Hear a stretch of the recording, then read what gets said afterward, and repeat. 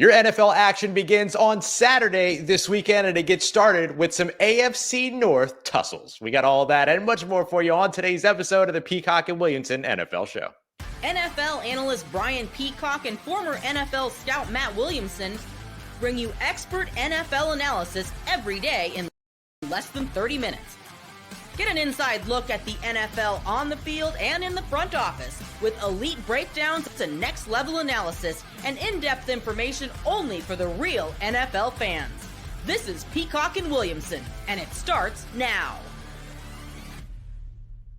What's going on, everybody? Welcome in to another episode of the Peacock and Williamson NFL Show. Here breaking down the biggest stories around the National Football League every single day. We appreciate you very much for being here. We are your host, Matt Williamson, former NFL scout, myself, Ross Jackson, NFL expert here on the Locked On Podcast Network, filling in for Brian Peacock, who is out today. You want to hear more about that, make sure you go and check out yesterday's episode.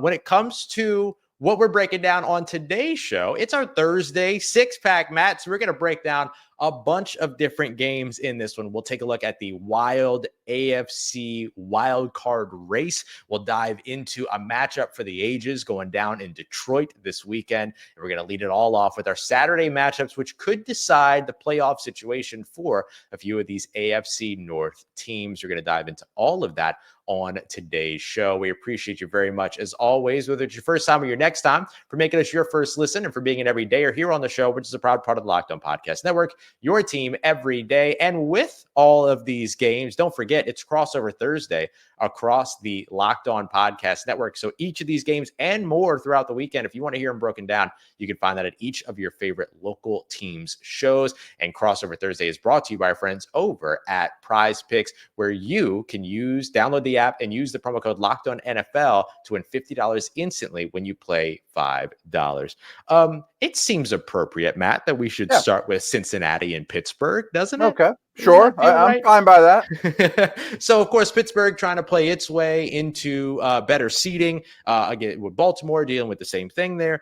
So some playoff implications on the line in this one. Cincy, though, favored in this one, 1.5 going up against the Pittsburgh Steelers, according to our good friends over at FanDuel, who provide us all of our odds in this one. How do you feel about Cincy favored 1.5 at Pittsburgh?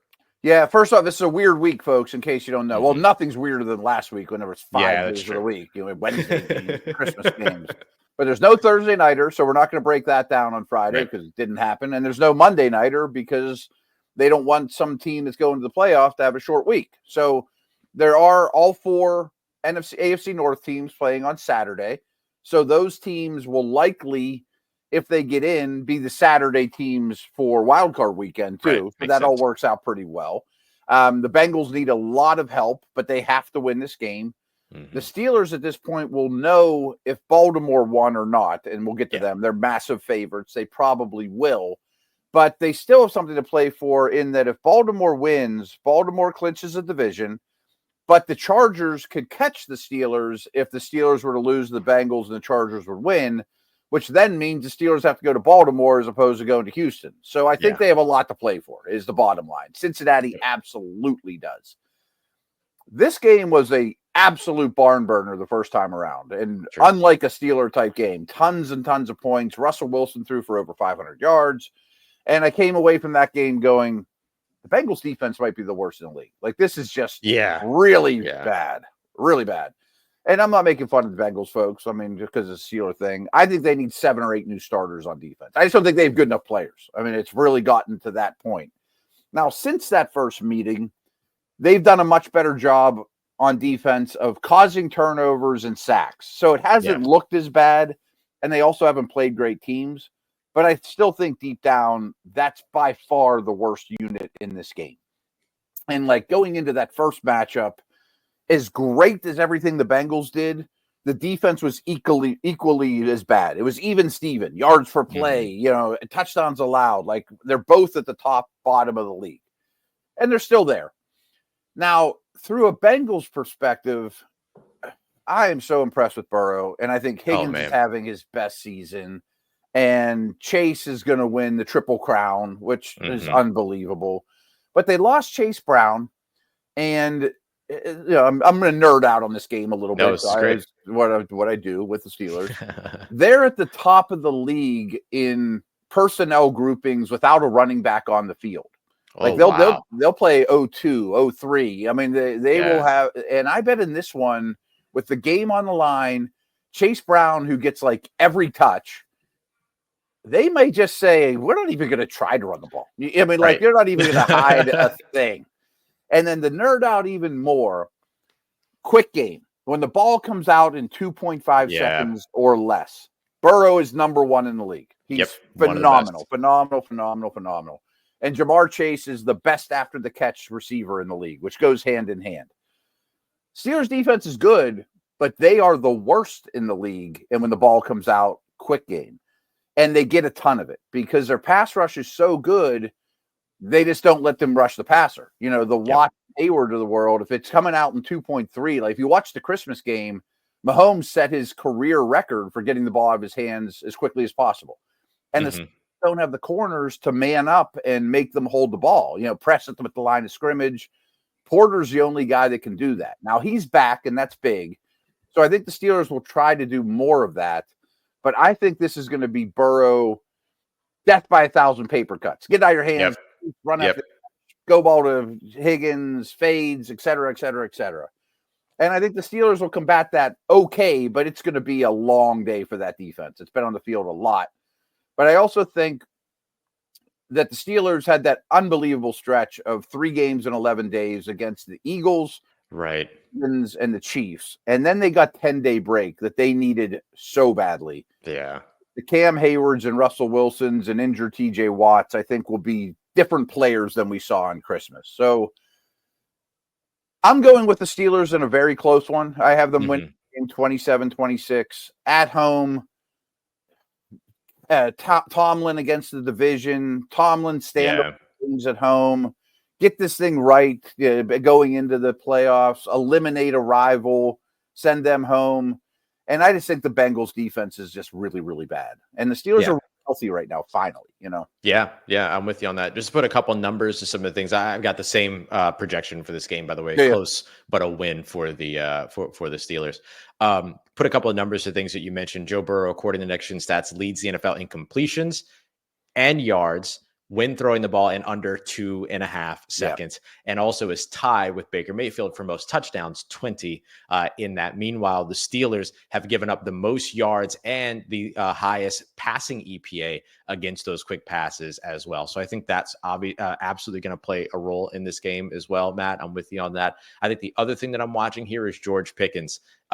George Pickens leads all NFL receivers right now in receiving yards off of deep passes, so 20 or more air yards. Meanwhile, the Bengals give up a lot of those such plays. So I think we could see another. I think the last one was at 44-38. The last time these two teams met. I wouldn't be surprised if it's maybe. I don't think it's going to be that, but I wouldn't be surprised if it hits the high 20s to low 30s, kind of where you have it projected as well, that 26-27 range. That's kind of where I see this one going to in a close win for the Pittsburgh Steelers. Let's look at the other Saturday game real quick. I don't think we have to spend too much time on this one, but we have the Cleveland Browns going up against the Baltimore Ravens. Baltimore Ravens are favored 17.5 now. So it's come down a little bit. Last time we talked about it was 18.5, but 17.5 is the spread here. Do you think that the Baltimore Ravens can not only win, but also cover that 17.5 point spread against Cleveland? I'm going to take the points. I think so too. The Browns defense isn't terrible. Right. DTR is pretty bad, and their offense is now one of the worst units in the league. They really have a hard time moving the football. But if I'm the Ravens and this thing's close to being sealed up at halftime or deep into the third quarter, I got Lamar and Henry on the sidelines with baseball caps on, just yucking it up. And if I let up a backdoor cover, who cares? That's my take on it. Is they'll dominate the game, but that number is just too big. Yeah, that's a college spread at the NFL. Yeah. I never want to take those in terms of covering. And the other thing that I look at too is that the Browns are the absolute worst in the NFL when it comes to points per game, 15.5 points per game. And then the Ravens are number 3 in the NFL at 30.2. Even that disparity does not cover the 17.5 point spread. So even if these two teams operate on their average, which more likely it will be something in between that, or at their best average, which more likely to be something in between that, they wouldn't cover this. So I'm with you. I'm taking the points on this one. I just think Harbaugh has to be very wary of the workload. Second half workload of these guys, right? Yeah, get ahead, have that game in control, and then pull back. No reason to keep your foot on the gas and then risk your Kyle your Hamilton out of there and Matabuke and right. Yeah, no need to do any of that. All right, coming up next, we're going to dive into a game for the ages. The Minnesota Vikings heading to Detroit and what is going to be a major Sunday night matchup. Let's get to that next as we continue on with the Peacock Williamson NFL Show, part of the Locked On Podcast Network, your team every day. Today's episode brought to you by our friends over at Game Time, the absolute best place to go if you're looking to buy tickets for these very games that we're discussing. And if you're somebody like me who doesn't really worry about planning months in advance, or rather just plan moments in advance, Game Time is perfect for you because a lot of times the prices for those tickets get even more affordable as the game draws nearer. And it's not just football games. You can go into basketball, baseball. It's not even just sports. There's comedy, there's theater, there's musicals. There's a ton that you can go and check out over at Game Time today. You can turn on all-in pricing so that you can see exactly what fees you're going to pay before you get to check out. That way, nothing takes you by surprise. You can see your view from the seats. It's awesome. The Game Time app simply takes the guesswork out of buying tickets. Download the Game Time app today, create an account, and use the promo code LOCKEDONNFL. You'll get $20 off of your first purchase. Terms apply. Again, create an account and redeem code LOCKEDONNFL for $20 off. Download Game Time today. What time is it? It's game time. All right, everybody, continuing on with our six-pack here on the Peacock Williamson NFL Show. We took a look at the Saturday matchups that will decide the AFC North. Now, let's take a look at a matchup for the ages. 14-2. Minnesota Vikings traveling to take on the 14-2 Detroit Lions. This is going to be a major matchup, which will settle the number 1 seed in the NFC. We'll settle the winner of the NFC North, and we'll also decide who will be the historic owner of the team with the most wins in NFL history to be a wild card team. So a lot going on in this matchup in Detroit right now, favored at home 2.5 points. Where do you see this matchup going? I can't wait. I mean, it's the last game of the regular season, and it could be one of the absolute best when it's said and done. And it's what a finale! Huh? What a finale! I mean, that's so great. And maybe they even meet again. Yeah, I mean that could happen too. I mean, who knows? A couple of these teams, Steelers, Ravens, etc., that could end up meeting a couple times, a third time. Mm-hmm. The Lions are one of those teams that can blow a team's doors off. The Chiefs never win by 30, but they're great. The Lions can win by 1 million and blow your doors off. But I'm still on my soapbox that they've been running this marathon at too fast a pace for my liking. And I've said that a couple times this week, that they're not, taking this slow enough, that they're pedal to the metal the whole time, and their defense to me is very problematic and didn't play very well against the Niners. I don't know that they'll get a lot of pressure on Darnold, who I'm definitely a believer in. I don't see a great matchup for Jefferson, and teams that are taking him away, for at least for small stretches, are paying badly from Addison and Hawkinson. It looks like Jones will play in the backfield. So I think they'll score plenty against the Lions. Now, Lions score on everybody. Yeah. And I don't think they're going to be short on points. They're going to be fine. But I do think that defensive system, that defensive coordinator, Flores is one of, if not the best in the business, can create 2 splash plays that are the difference. A tip ball. Yeah, right. Didn't know where this guy is in coverage. Something like that. I will probably take the Vikes to win, but I absolutely will take the points. Yeah. I gotta go with the Lions in this one. I believe in this team, and I think that this is a team that desperately needs, for exactly as you mentioned, because of their early bye week, they need that first round bye.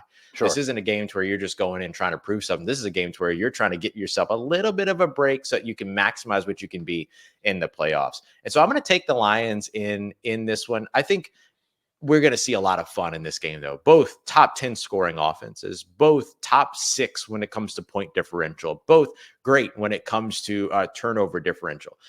Both look awesome in close games. The Minnesota Vikings 9-1 in close games so far this season. The Detroit Lions 7-2.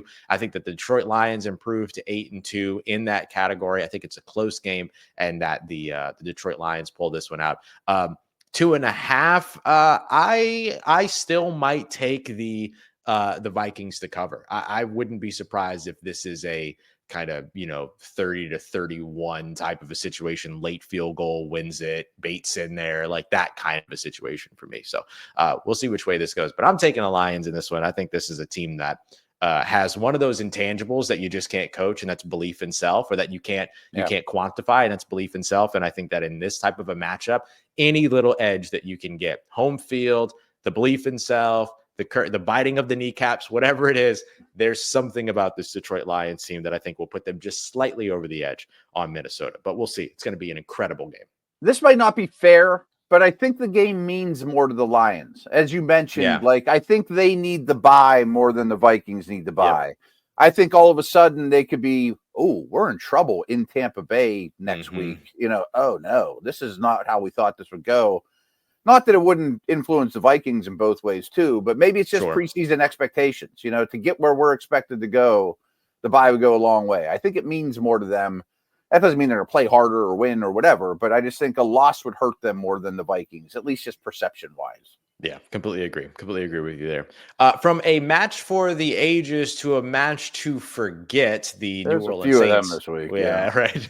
The New Orleans Saints will be traveling to take on the Minnesota Vikings and the Tampa Bay Buccaneers, and one of the other large spreads so far. So if you're a first-time FanDuel user and you want to put your $5 down and try to get your $250 in bonus bets, this might be the one to do. 13.5 points the Tampa Bay Buccaneers are favored over the New Orleans Saints. Do you kind of look at this one the same way you look at Baltimore, Cleveland, where Tampa can win, but I'm not necessarily comfortable with taking the points? Or do you think they could cover this situation? Yeah, that would worry me. I would not touch the bet. And if you don't want to make your prediction and hold off till Friday, locked on Saints, I totally understand. Okay. You don't think they're pulling off the huge upset. I made my prediction about that game right around when they got shut out 34-0 by the Green Bay Packers, and I went, they're not winning another game this season.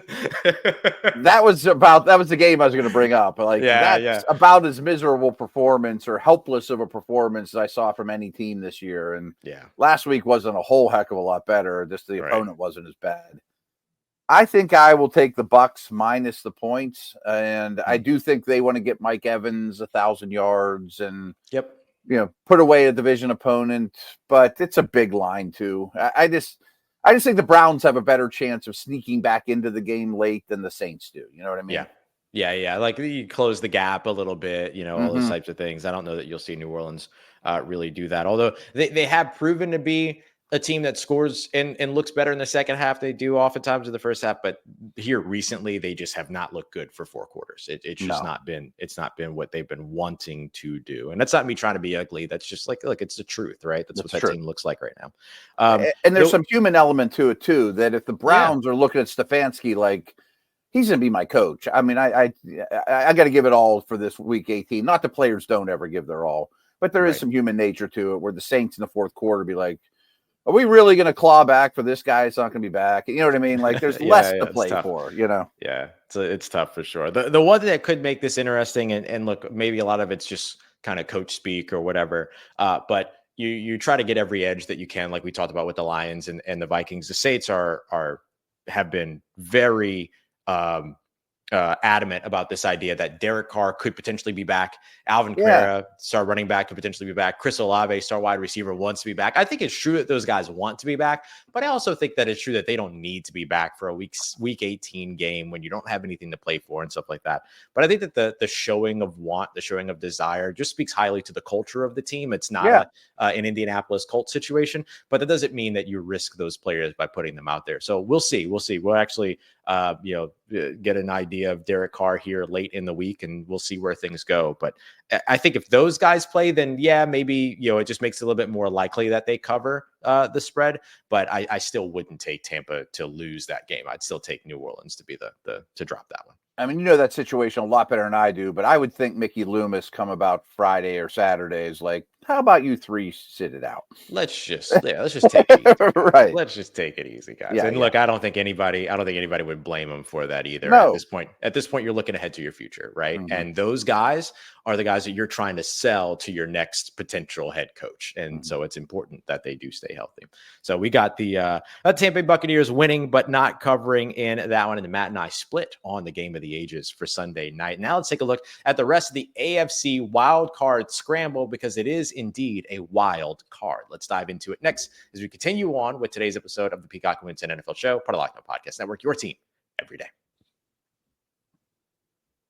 Today's episode brought to you by our friends at FanDuel, America's #1 sportsbook, where you can go to make every moment more here as the playoffs begin in the NFL, and the playoffs continue over in college football land as well. Like we mentioned, we hit a couple of big spreads here. The Baltimore Ravens, heavy favorites over the Cleveland Browns, 17.5 points. Tampa Bay Buccaneers, 13.5 point favorites over the New Orleans Saints. And those aren't even the only double-digit spreads this week. You can find more over at FanDuel. And if you're a new customer, this is perfect for you, because you put $5 down as your first bet, and you win that first bet, you get $250 in bonus bets. So you go and take a heavy favorite and then turn that $5 into $250 plus the little bit of winnings that you would get from that $5 bet. It's awesome. Go and check them out today over at FanDuel.com. That's where you want to go to get started. That's FanDuel.com for your chance at $250 in bonus bets today. Make every moment more with FanDuel, an official sportsbook partner of the NFL.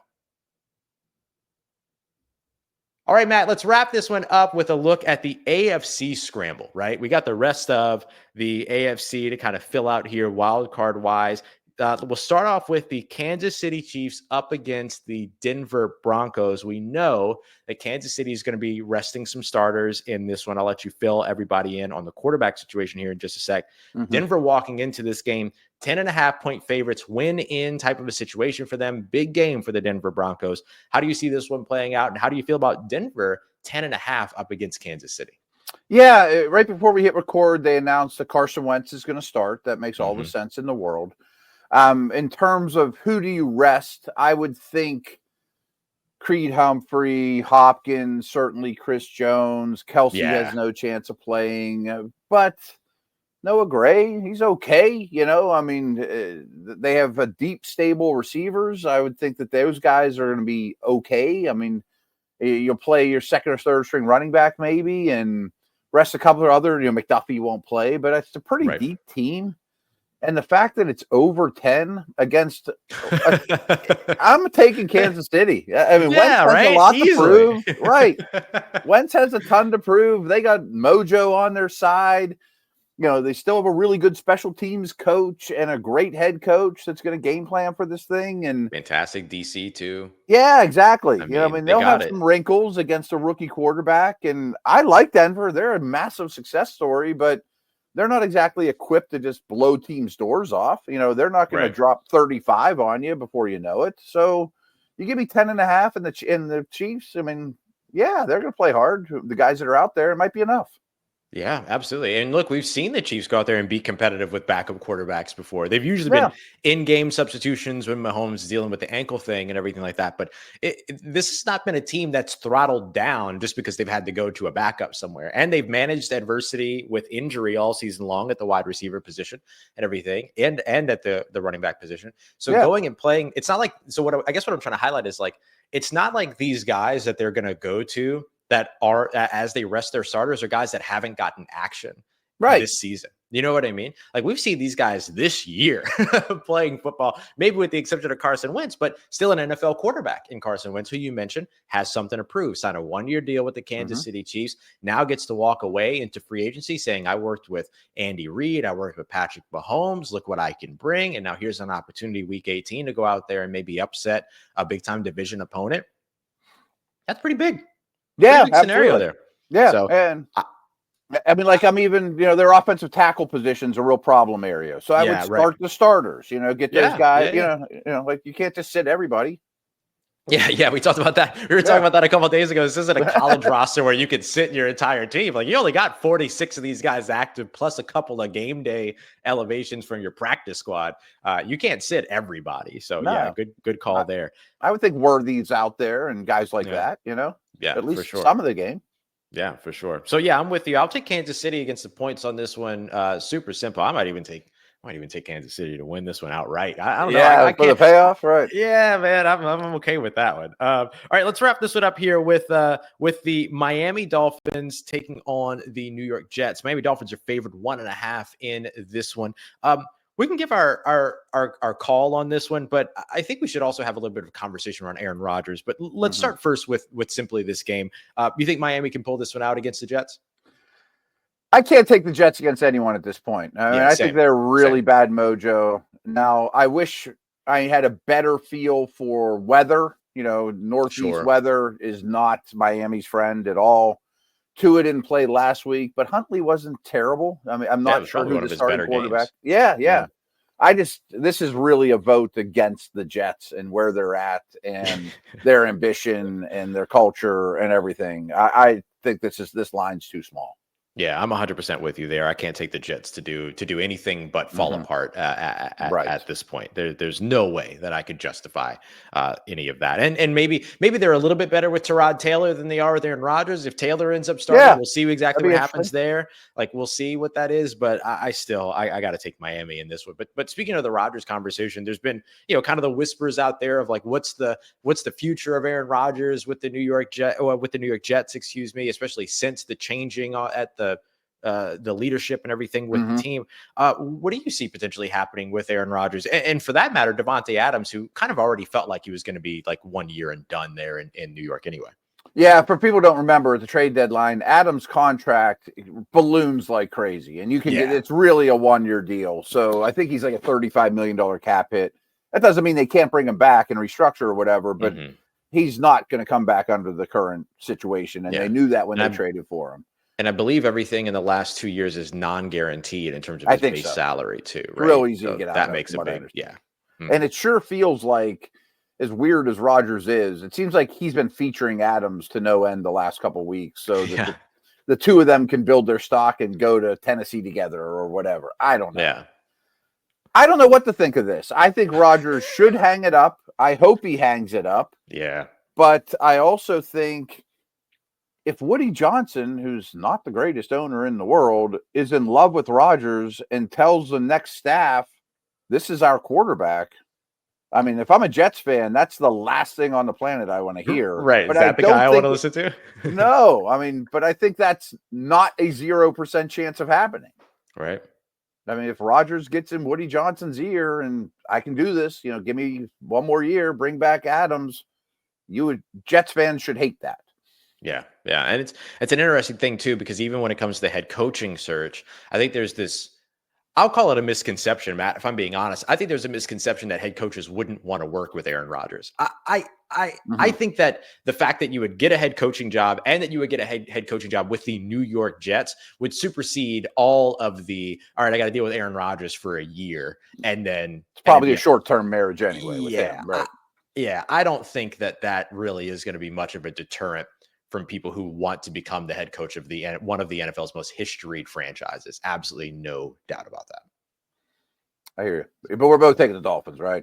Definitely taking a Dolphin. Oh, Yeah, yeah. absolutely no doubt. Yeah, absolutely no doubt. No Definitely taking a Dolphin to this one. All right, John, we appreciate you very much for joining us here for another episode of the Peacock and Williamson NFL Show. We'll see you again here soon. Make sure you go and check out Locked On NFL, check out Locked On NFL Draft, Locked On Fantasy, Locked On Dynasty for everything else around your NFL fandom. We got you covered from every angle. For Matt Williamson, I am Ross Jackson. We'll see you again here soon on the Peacock Williamson NFL Show, part of Locked On Podcast Network, your team every day.